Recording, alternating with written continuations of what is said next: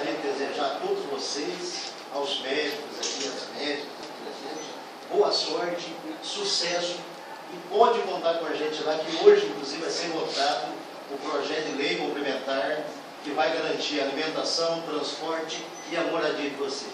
E pode contar com a gente lá na Câmara. Muito obrigado. Muito obrigado.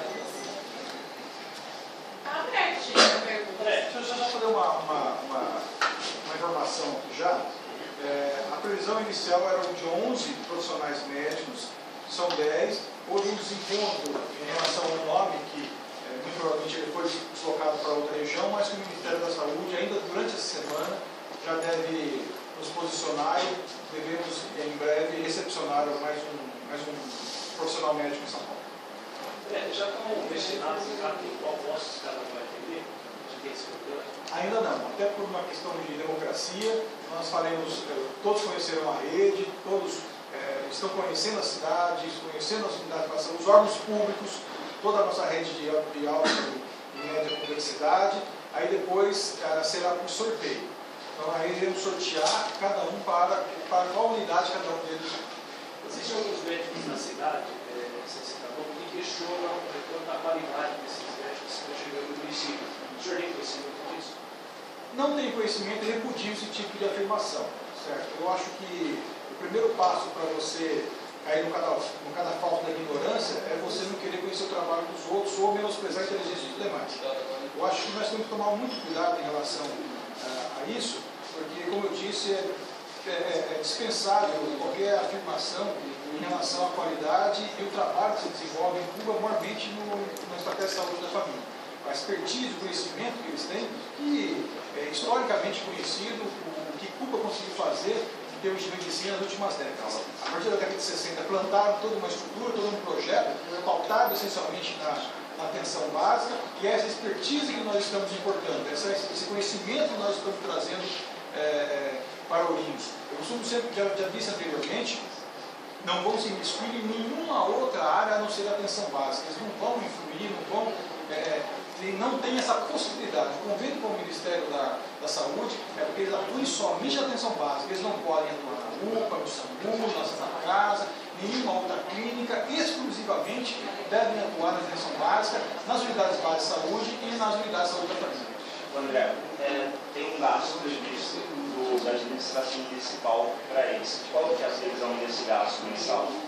Eu coloco como uma estimativa gastos entre moradia, alimentação e transporte, algo em torno da grandeza, um patamar máximo de R$15 mil mês.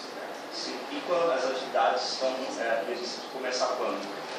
A programação nossa é que eles iniciam o atendimento das unidades básicas no dia 5 de maio.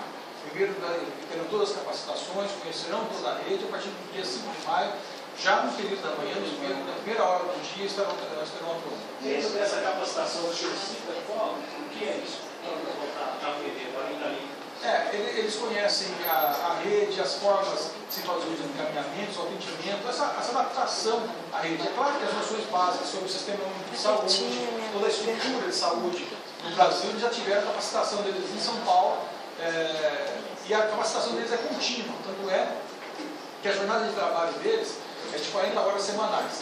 Dessas 40 horas, 32 têm que ser cumpridas na unidade de saúde, certo? Ou seja, no mínimo pelo menos 6 horas por dia. Um dia ou 8 horas, necessariamente eles se submetem via internet à capacitação determinada pelo Ministério da Saúde, contínua, para que eles possam aprimorar e conhecer cada vez mais o nosso sistema.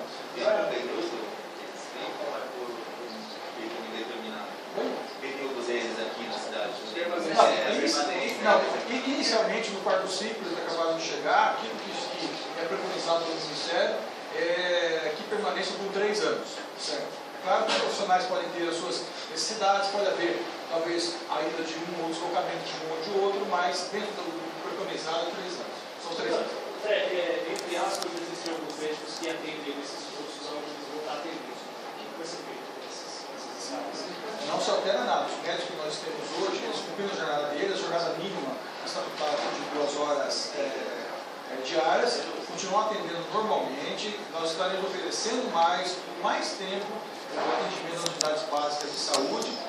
Não haverá qualquer tipo de interferência no profissionais médicos, até poderiam até fazer certos remanejamentos de alguns profissionais para atender determinadas regiões ou unidades que careçam de maior atendimento, mas eles irão integrar e complementar aquilo que já tem atualmente. André, já falou que Cuba é uma referência na saúde